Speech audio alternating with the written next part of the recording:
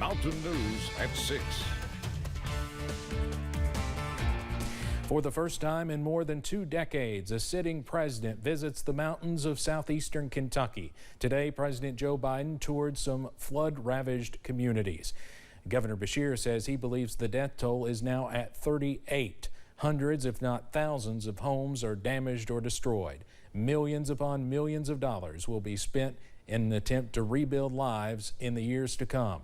With that resolve here in Kentucky, the president made it clear that he will do everything within his power to see these communities come back stronger than ever.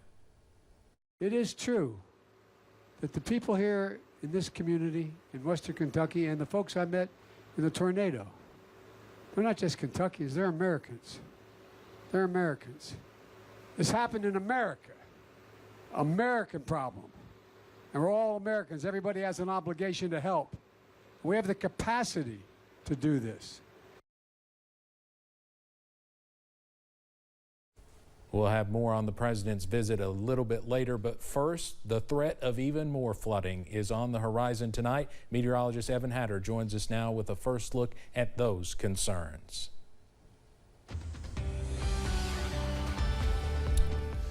Well, Steve, for the most part, that threat doesn't kick in until tomorrow. That's when our flood watch moves in. As for right now, we continue that lull, which is what we need. Buffalo Mountain in Perry County, up to 88 degrees right now. It is very, very warm outside. Plenty of blue sky out there. Not much in the way of cooling cloud cover so far this evening. Same thing out at London Corbin Airport. They sit at 87 out into portions of the Cumberland Valley. That's where many of us are. Upper 80s to near 90 outside this afternoon. As we turn into the evening, it's still very warm. Feels like temperatures. We were at 100 a few minutes ago in Monticello, now at 98, 96 in Somerset. Feels like 95 in Jackson. Well, you notice a little bit cooler as you head over into Southwest Virginia, where Wise feels like just 73. They've been dealing with some pop-up showers and storms, though those are all gone now. You see they're well east of the area out toward the Tri-Cities. But back on out, and you see what our issue is. We've still got a frontal boundary out to the north, and that's what's going to be the focusing mechanism for showers and storms as we head into the next couple of days. For tonight, keep that WYMT weather app handy. If you don't already have it, go ahead and download it with that QR code you see in the upper right-hand corner of your screen. Not only will you get our forecast and, of course, interactive radar imagery, you will also get warnings and alerts right to your phone when they are issued, as long as you have service. So we're going to continue to see scattered storms increase as we head into the day tomorrow. Details on what that means for the forecast coming up in just a few minutes. Steve? All right, Evan, thank you. Knott County Central athlete Aaron Mick Crawford was helping flood victims late Wednesday night when he suddenly got sick and was rushed to UK Hospital in Lexington, where he later died.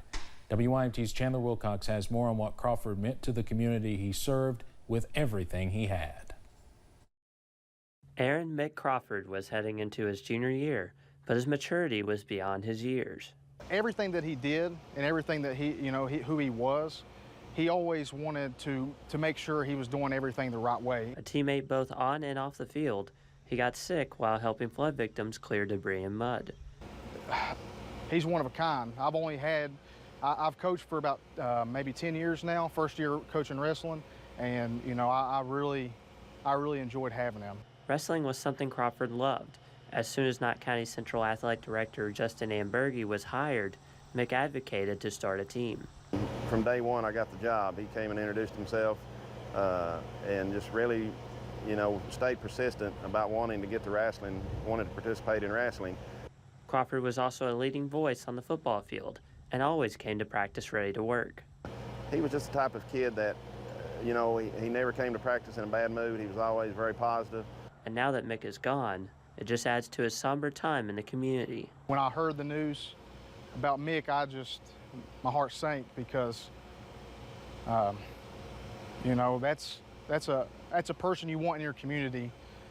Officials have not yet identified a cause for Crawford's death. In Knott County, Chandler Wilcox, WYMT Mountain News.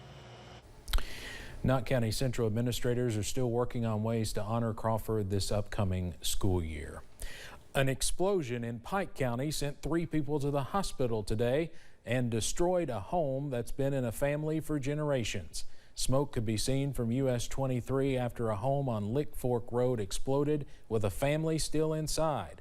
Neighbors pulled the family from the flames and helicopters were brought in to lift the brother and sister out of the area while an ambulance took another woman to the hospital.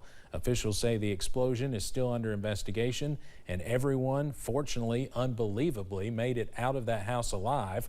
But the hit for the family is hard since the community has been through so much in recent days. This general community has just been inundated with from the flooding to now this explosion, and you know, these folks were, I think they were all in their 80s, so you know, that makes it even tougher. Coming up at 11, hear from one of the family members who got the call about the explosion and made it to the site in time to talk to his mother before she was flown to the hospital. Lance Storrs' attorney entered a not guilty plea on his behalf today in Floyd Circuit Court. A grand jury indicted Storrs in July on 20 charges ranging from assault to murder. He was arrested in connection with the shooting that killed 3 police officers and a canine officer in the community of Allen in Floyd County. Storrs' pretrial conference is set for August 16th. State police say they continue to look for 2 Breathitt County women, both still unaccounted for after the flooding. This is 60-year-old Vanessa Baker and 29-year-old Nancy Cundiff. Both women lived in the Lost Creek community where President Biden was today. Family members of Baker say her home was destroyed in the flood.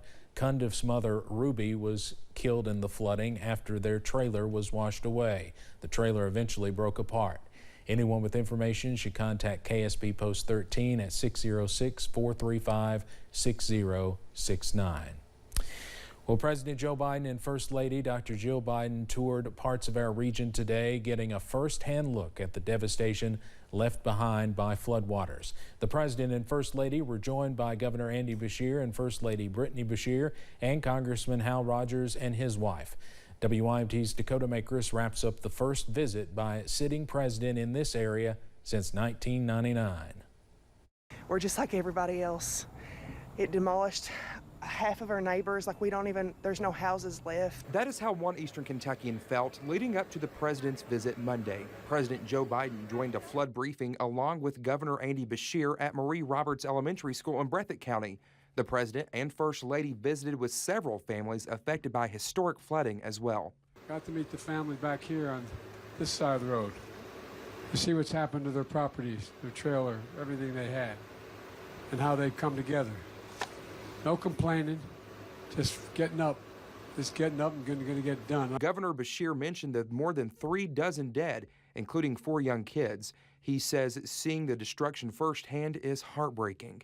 Brittany and I sat with the young family as they showed us pictures of the homes that they had worked a decade to build, one that they were so proud of that is a total loss. President Biden spoke with one Eastern Kentuckian across the road from where he delivered remarks in Breathitt County.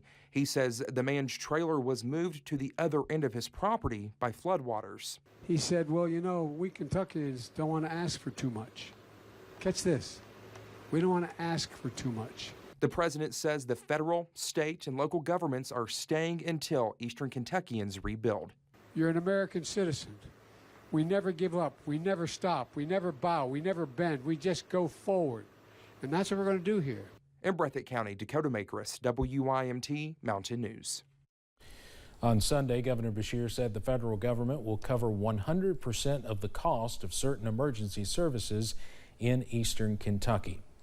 Community Organized Relief Efforts, also known as CORE, is a nationwide nonprofit which works to help communities in need.